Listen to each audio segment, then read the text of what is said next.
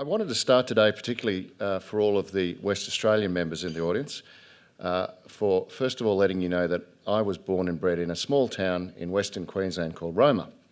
Now, the reason why that's relevant, I think, and I'd like you to know that, is because I'm acutely aware of how tedious it is to have people from Sydney, Melbourne, or God forbid Canberra, which is where I'm currently living, coming and telling you pearls of wisdom from the East. So I just wanted you to know that I know how annoying that is, and I don't really want to come across doing that, although I suspect that will be partly the case. But I do want you to rather think that what I'm wanting to do here is just give some ideas that might be useful for the discussion that we're having at the moment. And what I want to talk about is innovation. What I want to talk about is technology change and the disruption that's going on across the global economy from technology.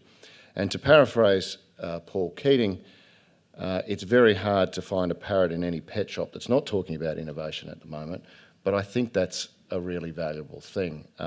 Indeed, to quote another Prime Minister of ours, John Howard, he said it was only when you were completely sick to death of a topic that it's starting to cut through.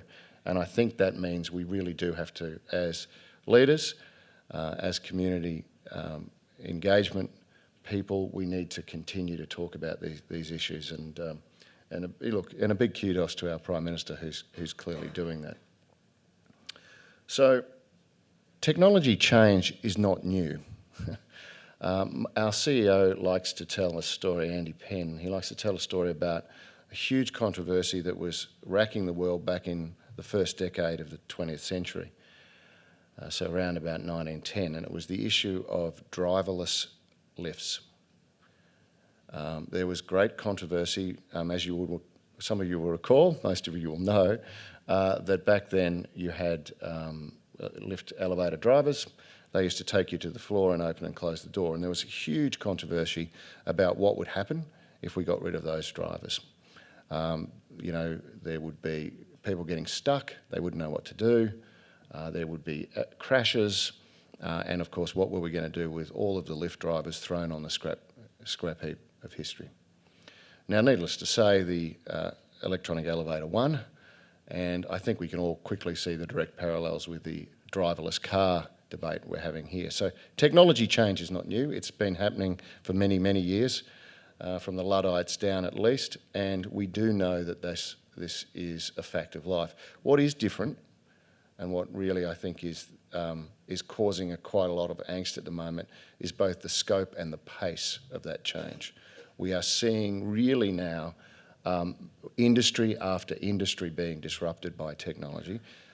You might find it hard to believe, but it's not just the media and music industries that's happening. My own industry of telecommunications, we're seeing competition really coming increasingly from the Snap apps and the Apple Messengers of the world, rather than the traditional telco competitors that we've been dealing with for many years. And it's also the pace.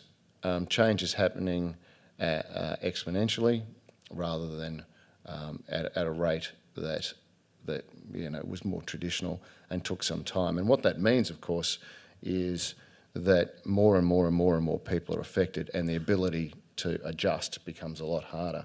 And that's why I think, I like to use the analogy that there's a wave coming, in fact it's here, and the real question is not, is that wave coming or not? It is. It's, do we have a surfboard to ride that wave, or are we going to get swamped? And so what I'd like to do today is just set out a couple of ideas that I'd like you to consider on how we construct, both for our companies, for our governments and for our society, the kind of surfboards I think we're going to need to ride that wave rather than come up spitting water out. So the first one is pretty obvious, and I think it's stick to your knitting. This is not about recreating Silicon Valley on the Swan River, let alone at Albany, Kalgoorlie, Geraldine or Karratha. Right? This is about bringing that technology change that's coming down the track and making sure it fits into the businesses and the industries that we are already very good at.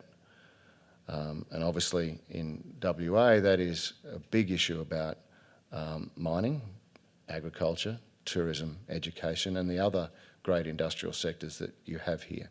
And this is not really, I know, a burning, not really a great surprise. I do recall, and some of you may, back before the recent mining boom, when Australia had the tag of the old economy.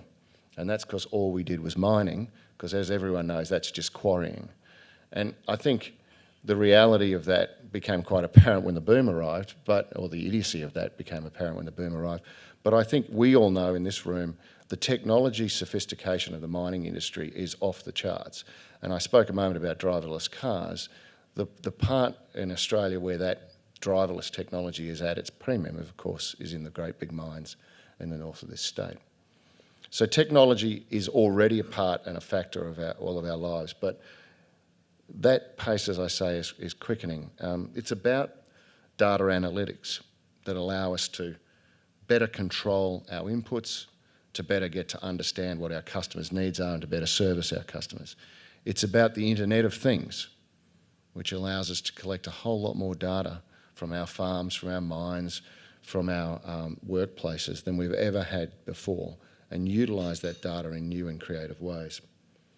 It's about cloud computing, which allows us to radically slash our upfront costs and make sure that we have access to our data wherever we are on the move, and also have access to leading edge software all the time. So I think it's clear that this is not about creating Silicon Valley on the Swan, as I say. It's about making sure that we're getting that technology in and into the workplaces and the governments of each of our core industries. And that's absolutely crucial, and it's a responsibility, I think, of all of us. The second thought that I'd like to give is that we've got to get the infrastructure right. Now, obviously, the Australian NBN is a big part of that, and I'm happy to say that we are seeing a real pickup in the rollout of the NBN right around the country. But it's a huge task that they've been given, and that is a big, big project that's going to take some time. One of our focus areas is the mobile industry, and I have to say Western Australia has been a real leader in public-private partnerships to try and get mobile infrastructure out to more and more people, to expand the coverage of the mobile networks. It started with the Regional Mobile Communications Plan, which morphed into the Regional Telecommunications Plan, and then was picked up by the Feds as the Black Spots Plan. And I note and welcome an announcement from the new Minister for Regional Communications, Senator Nash, just this morning, announcing another $60 million of federal money going into expanding the mobile black spot program. And for those of you that don't know, the beauty of this program is you get private partners, and we're very happy to be in that list, state money often, and federal money, and you bring it together to try and put in place mobile coverage in areas that would otherwise be uneconomic for a pure market solution. Very clever, and I think we're looking forward to, as we get deeper and deeper into those areas, to have more and more coverage in the agricultural space. Because if we really want the agriculture sector to be able to utilise the beauty of this technology, they need coverage as well. That's hard. It's very tough to get the economics on that right. But these programs, I think, led by WA, are really, really powerful in that response. The third thing I wanted to say was get the pathways right. It's about collaboration. The old days of going to universities and grabbing the best graduates and locking them away in labs, and they only came out when you had a patent to lodge, is really, I think, very much a minor part of the innovation agenda of the current era. Rather, it's about collaboration and co-cooperation. And we've been looking at this at Telstra for quite a while now. Last really 4 or 5 years, we've really focused on this because we realised that there were a lot of great ideas out there, and how do we get access to them? So one of the things that we focus a lot on is collaborating with our suppliers. We've got great relationships with the Ericssons, the Alcatels, the Ciscos of the world, who we shamelessly use as fantastic ideas of new technology. And our pitch to them is Australia's a wonderful beta testing market, highly sophisticated, happy to to try new things out market. It's at the upper income end, so you can really work it out, but it's small enough that, if it doesn't work, it's not the end of the world. And we've been really able to leverage that. That's one of the reasons why we have, in Australia, traditionally enjoyed the best mobile networks in the world in terms of speed, etc. Through those kind of partnerships. But we also learn from and co-create with our customers. So we've set up a lab in Melbourne called Gurua. We've also got a partnership with a company called Pivotal, where we basically get the customers to sit down and, with us, create the applications that are absolutely bespoke for their environment. There's not much point getting a standard, well, sometimes there is, but often what you need is these kind of applications designed for your IT environment, for your particular needs. And what we find is sitting down with customers, we learn so much that's applicable to other customers going forward. So it's a terrific experience, and if those of you that are interested and haven't tried it, I'd definitely recommend you have a look at that. And we also learn from startups. We've got a startup incubator in Sydney called Muradi, and another one we've just set up in Singapore, where we get really clever, young, not always young, which is really gratifying, but we get these wonderful companies coming in with a great idea. We give them a little bit of investment capital, give them a lot of mentoring, and we sit there and we work with them to take their idea from a fully fledged idea, but through to the when they can go out to the banks of the world and or the investors of the world or the venture capital funds of the world and start getting some real seed money. And it's a wonderful thing for our people to be exposed to these really innovative people who think about ideas in completely different ways. And finally, we're really reshaping our relationship with the universities. I think it's fair to say that Australia has been pretty appalling in the relationships between the business community and the educational and research communities, so with some notable exceptions, but I think it's fair to say that if ever two cultures clashed, those are the two that do, and we've got to get that right. So those pathways have to be opened up. So it's about getting the pathways right, because that allows you to access ideas, opportunities, thoughts that you would never get if you have a closed walled garden type approach. Now, this being Australia, I've got to finish with what's the role of government. Now, that's uncomfortable for me because I'm from that very unfashionable school called economic rationalism, but I do think that in this case there probably is a role for government. And the way I sort of think about it is there's probably four things that government could do, and I'll conclude on these notes. The first is that the government should use the bully pulpit, as the Americans call it. The government should be sitting there reminding people that all of this stuff is coming, it's happening, and it's really, really important that people get on board and start thinking about what's their innovation, what's their technology strategy, and how they're going to embrace that.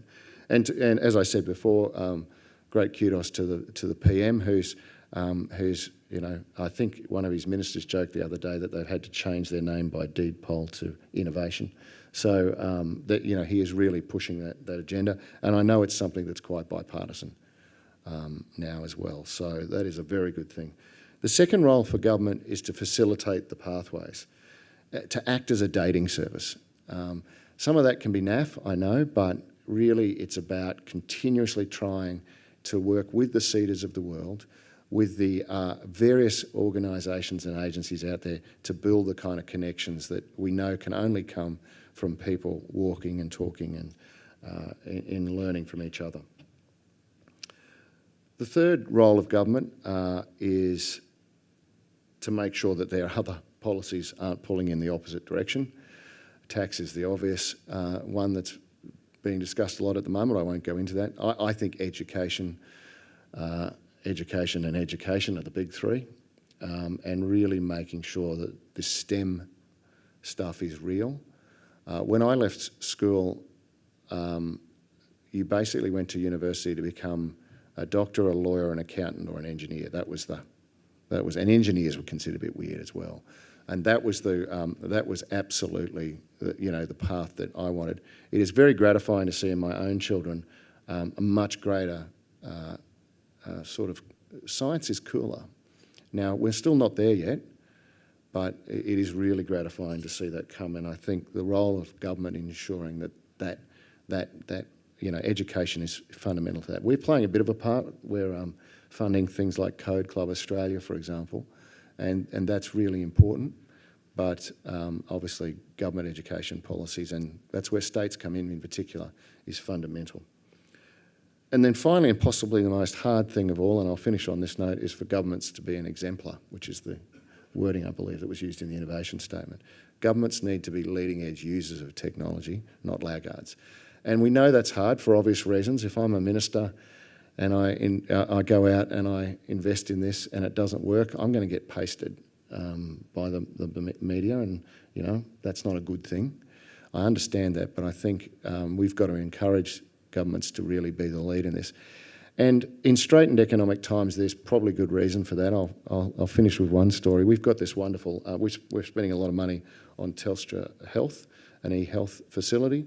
We've got this terrific thing where we found out that a whole lot of Victorian nurses, regional nurses, and for those of you that know Victoria, regional is not like regional here, but it's still some distance. We found out that something like 2 out of every 5 days was spent in the car. They were more drivers than nurses. And often they were going to people's places just to help administer medicine. A very simple, although quite technologically sophisticated, but simple to use telehealth facility has allowed them to cut that back. And so they get more patient time using remote facilities. It's a wonderful thing. It drives the taxpayer dollar further, and it improves patient care. And one of the things we're worried about, of course, is does this mean that the lady or man sitting in remote Victoria wasn't going to have the visits, the social connectivity that they liked? Well, actually, it turns out we can't get them off the video conference facilities. They're calling in every other day. And so, it's patient outcomes are also improving. So it's a terrific thing. It's an example of where government can be right at the forefront, and I think a really important part of government of government being an exemplar. So with that, while I know what I said was definitely not wisdom from the East, I do hope that there's some ideas there that will help stimulate conversation. I look forward to any Q&A at the end of the panel session. Thank you.